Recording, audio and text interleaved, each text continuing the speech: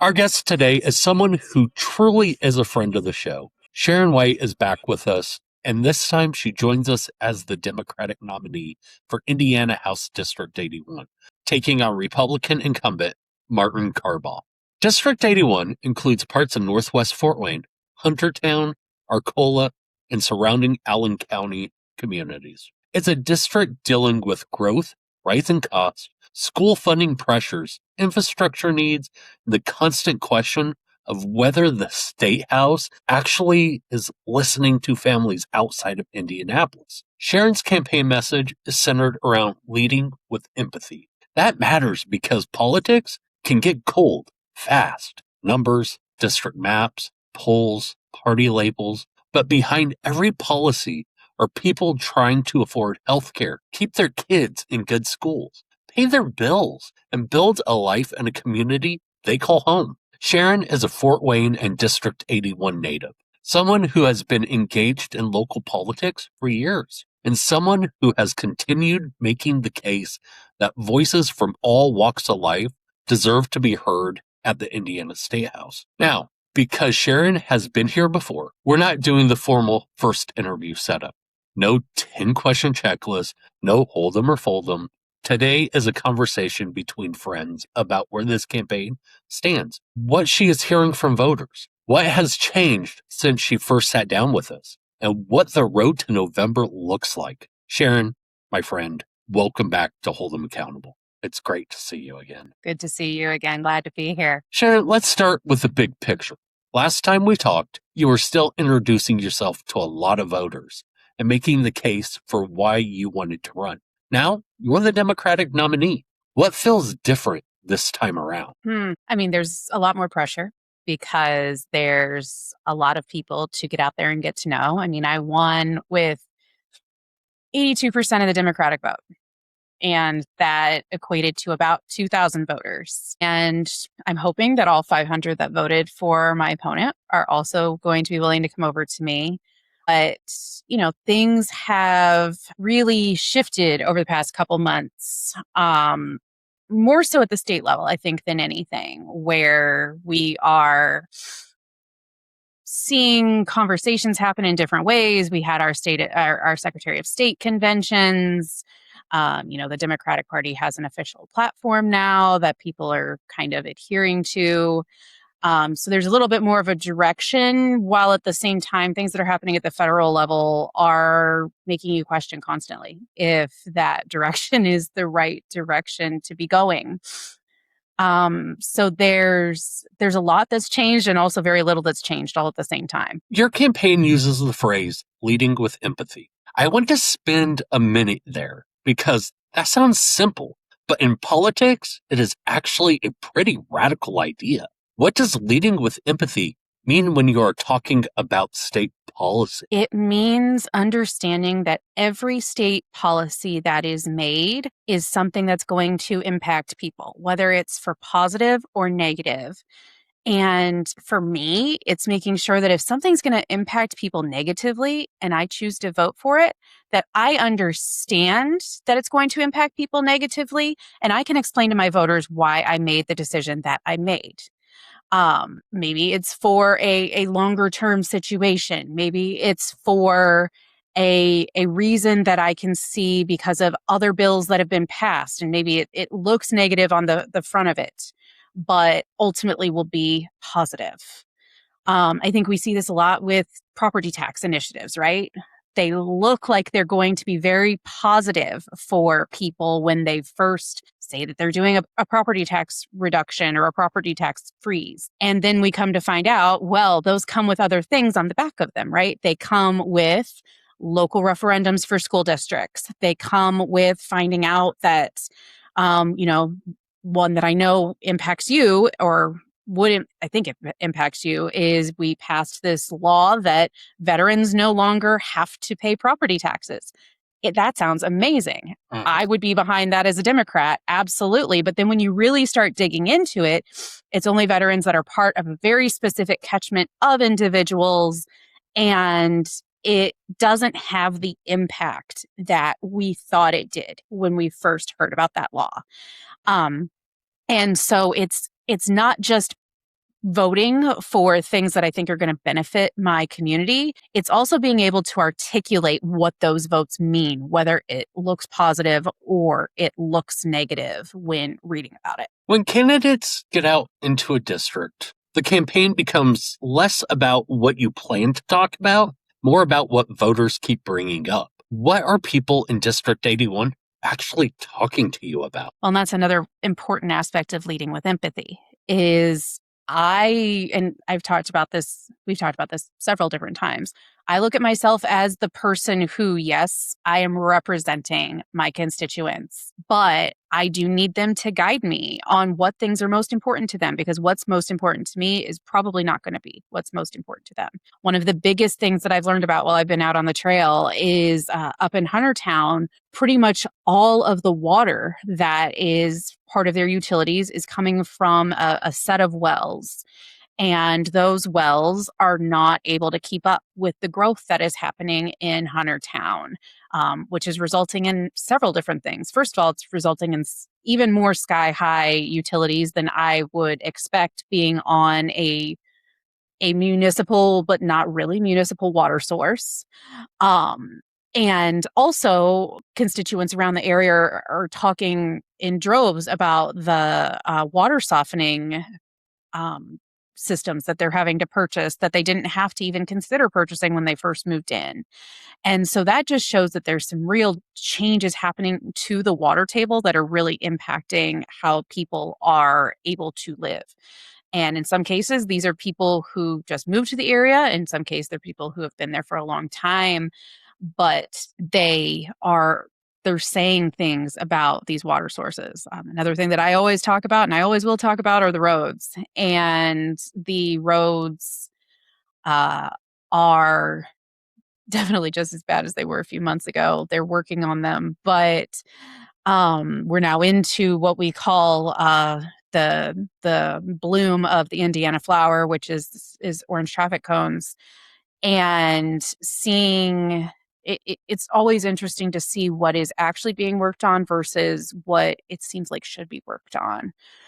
And people are definitely still talking about that. And people have concerns about healthcare. And we just had the new laws that were put into effect on July 1 go into effect. And so there were some positive things there. There were some incredibly negative things. So hearing about a lot of that from constituents. And another thing that's a big thing is healthcare. Healthcare is just getting more and more difficult throughout the area. Talking about healthcare and economic growth, I want to connect that to something very basic: cost of living. A family can have a job, health insurance, and still be one emergency away from being upside down. What does affordability look like from the conversations you're having in your district? I mean, affordability comes back to having healthcare that actually makes sense. Having healthcare that is more than just paying premiums and hoping it covers something. I think that people forget often. So even if you have a good healthcare plan, like let's say it's fine, people forget about the fact that you're probably going to still have to fight for healthcare, even with that healthcare plan. You're going to have to spend maybe hours upon hours on calls trying to ensure that your insurance is covering things correctly. Or, as is the case up here, we had an incredibly robust lab and X-ray framework within one of our local hospital systems. It's how I've gotten lab work done for years. It's how I've gotten my X-rays done for years. And they recently decided to outsource all of that. And I haven't had to go. Well, I have some blood work I actually need to go do, and I haven't gone to do it because I know it's going to take me more time. And so that is also a resource for people. It's not just about how much things cost. It's how much time am I going to have to take away from work or from spending time with my kids, or am I going to have to pay a babysitter to do this? And it's about making sure that affordability acknowledges all of those things. It's not just making sure that things are low cost. It's that they're also accessible. And that when you are able to access them, it's in a way that makes sense, so that you're not having to take 2 hours off of your workday to uh, to go get some blood work done that literally would have taken you 15 minutes previously. Let's switch gears a little bit. Let's talk schools. Public education keeps coming up in almost every candidate interview I do. Indiana continues to move more public dollars toward vouchers and private education, while public schools are still expected to be everything for everybody. Where do you think Indiana has gone wrong on education? They've gone wrong with vouchers. They've gone wrong with putting so many putting any vouchers out into the system. They've gone wrong with effectively defunding our public schools. You know that I'm a massive advocate for public schooling. I went through public schooling. I can't imagine having gone through private schooling. It was something that my parents considered when I was growing up, but the closest public or private schools rather were a little bit far from where we lived. And so they put me through public school. And I'm so glad that they did, because you learn about other people in public school. And that is a lesson you cannot get any other way. I went to a public school that we had some of the richest of the rich in Fort Wayne and some of the poorest of the poor in Fort Wayne all together under one roof. And we had to learn how to work together and how to live together and be together. And I think that taught us a lot. We're taking a lot away from our kids. Another thing that I see with these voucher systems is just how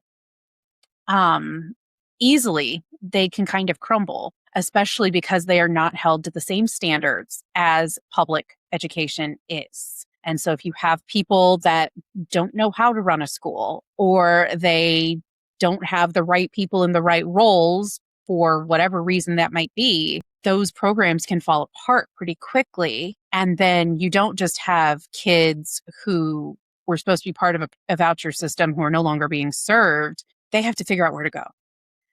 And on top of that, we also are seeing this most affecting rural communities, where rural communities are losing kids to these voucher systems. And that means closure of schools. That means fewer teachers. That means larger classrooms.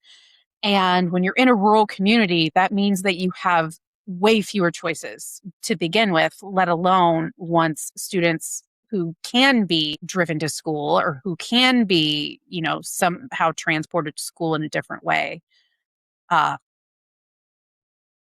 You see it impact the kids that are in those situations the most, because they don't have the resources anymore, and they, like you said, are expected to be everything for everybody. You're running against Representative Martin Carball, who has held this seat for years.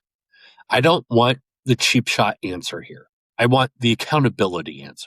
Where do you believe District 81 needs representation that is different from what it has now? I think it's pretty much everywhere. I've said it before and I'll say it again. I've lived in District 81 my entire life. I've lived under Martin Carball as my representative his entire time in office. And I don't feel like things have positively changed for myself, for many people around me. I certainly, again, going back to roads, I certainly don't think roads have positively changed. I know public transportation has not positively changed.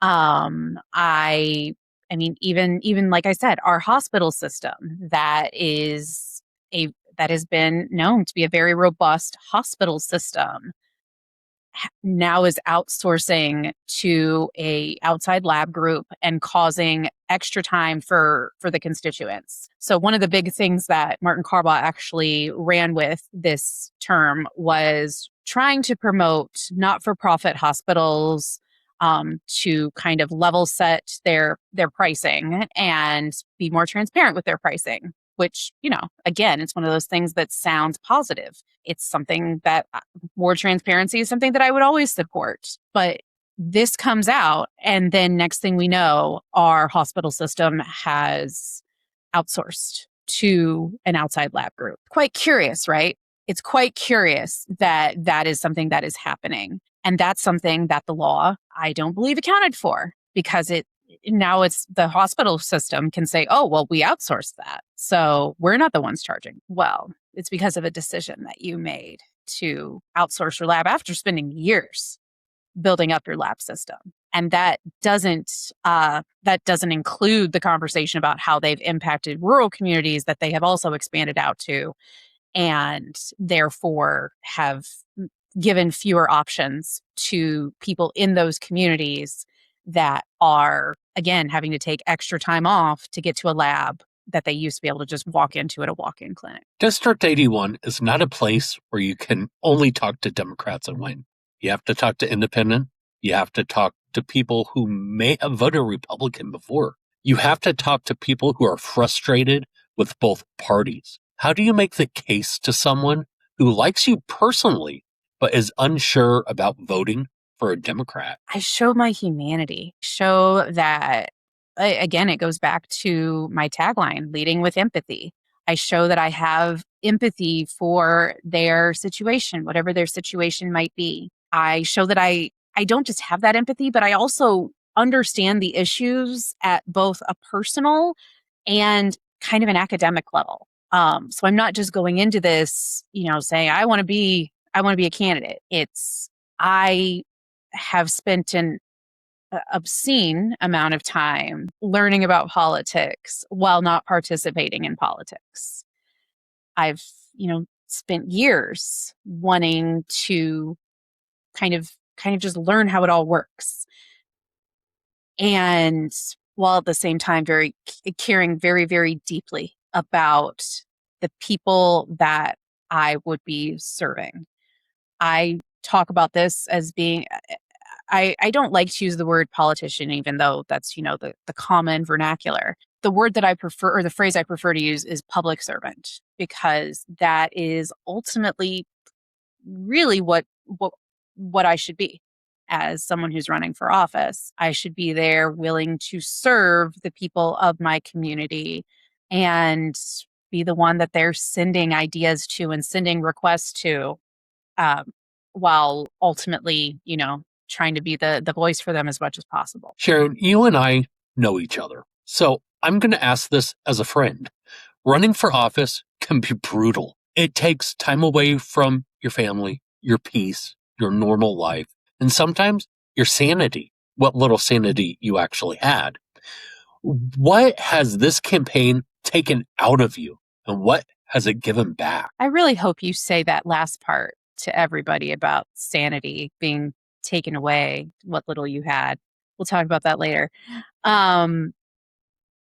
But what it has given me is I have spent some time over the past several years being, what's the word I'm looking for? Critical is not the right word, because I wasn't being critical. Disenfranchised isn't the right word. Sad isn't the right word, although it's a good one. It's given me hope. Being part of this has given me hope that I did not have when I was out on the fringes. It has shown me that the majority of people out there are not what we are seeing in Washington, D.C., are not what we are seeing from the most powerful people in our country who are influencing races across the country, influencing Washington, D.C. And there's just a lot of good people who want to make a difference. Up here in Allen County, a lot of us are running together. We're doing things together. We're supporting each other at events, and we really enjoy being together. I made a lot of really amazing friends across the state. Shout out to Casey Blundell a few weeks ago. She allowed me to stay in her home when I was down in Terre Haute for a family wedding. And so I've also seen that the Indiana that I felt like I grew up with is still there. The Indiana where we take care of each other, and where, the worst thing that we really want to fight about is IU versus Purdue football. Like, it's still there. We've just been caught up in a lot of things for a long time. And I think that like, so it's given me a lot of hope. It's given me a lot of amazing new friends. As far as what it's taken from me, it's taken a lot of sleep, but luckily I don't do a great job at sleeping anyway. It's also learning about kind of the behind the scenes can be really disheartening at times. And so when those times come around, I then look to my friends and I look to the people who, if we make it into office, even just a fraction of us, we can start to make a difference. And so I do try as much as possible to focus on the positive right now and not some of the negatives that I've seen. I will say that it does take a lot of energy out of me. We've talked before about my medical issues, and so I feel sometimes like I'm running a little bit behind, but at least I'm still running. Let's say someone in Huntertown, Arcola, or Northwest Fort Wayne is watching this and they're undecided. They're tired of political ads. They don't trust either party. They just want someone who will listen and show up. What do you want that voter to know about Sharon Wight? I want them to know my email address. I want them to know my phone number, and I want them to reach out to me. I want them to ask me to come to their house and have a chat with them, or probably more so to meet out somewhere in public to have a chat with them. And I want to hear what their biggest issues are. Because again, my biggest issues are going to be different than every constituent that I have. And so I need to know what those things are. I want them to know that I'm a political nerd who, if they have a concern, I will research it and I will find out what's going on out there. I want them to know that I will fight rather against data centers being put into Northwest Allen County, because we have plenty of land space where they could potentially decide to do that. And I will fight like hell to make sure that those do not get put into Allen County or Northwest Allen County. I will fight like hell for people that don't normally get fought for. I'm here standing for the disability community, for the LGBTQ community, for minority communities. Fort Wayne has a very strong immigrant community, and I'm here standing for them as well. So those are some of the things that I want them to know. But most importantly, what I want them to know is to reach out and introduce themselves. We're now moving toward November. Campaigns get louder. The mailers start coming. The ads start coming. The noise machine wakes up and starts chewing through everybody's patience. What does your campaign need between now and Election Day? I need volunteers. I need volunteers that are willing to talk my message and also believe my message. Like, I don't want to just have people who are out there talking about the things that are important to me if they don't really believe them. But I need people to develop relationships with me and help me develop relationships with their neighbors and their friends. I need funding. Obviously, this is one of the greatest tragedies, in my opinion, of the American political system, is that so much is built on fundraising, but unfortunately it is. And I need funding so that way I can pay for mailers, so that way I can pay to ensure my volunteers have shirts on that look like they are part of my campaign. I'm actually doing some really fun stuff with campaign merch to try to keep campaign merch costs at a minimum. I've been using a 3D printer to print out different accessibility tools, because that's an important part of my campaign to me. Making my own buttons, really digging into my crafty side. I just bought a sublimation printer and I cannot wait to see what I start doing with that. That's going to be a lot of fun. But ultimately, materials do still cost money, even if I'm doing all of this stuff myself. And I also need patience.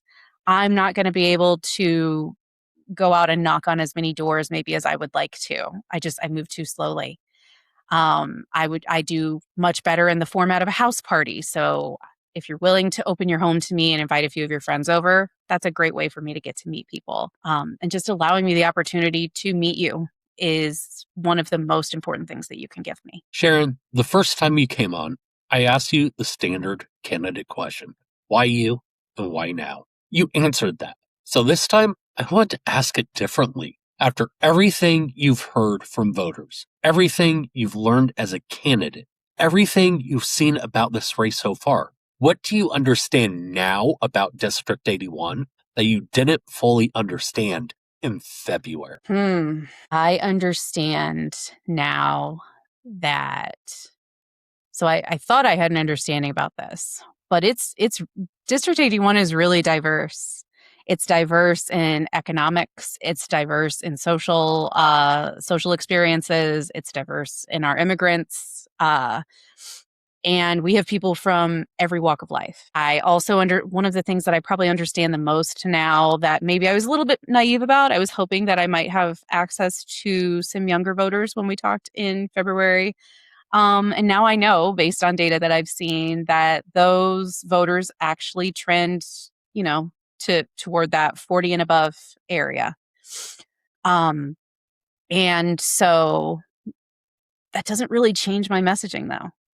What it does for my messaging is it tells me that I need to be talking about housing costs more. I need to be talking particularly about healthcare and how that can impact our seniors specifically, but really everybody. I need to be talking about still the things that I can impact as an Indiana legislator. Another thing that I understand more about now is just how quickly the data center infrastructure is taking over our state specifically, among others, but our state specifically, and that there need to be really stringent requirements put in place before moving forward. But here's something that I never anticipated when we talked in February, understanding. Up here in Fort Wayne, we had a situation where they were talking about building a quarry out on the southwest side. I was one of the first candidates that heard about this. I shared it with my friend who's actually running in Southwest Allen County, and we took action.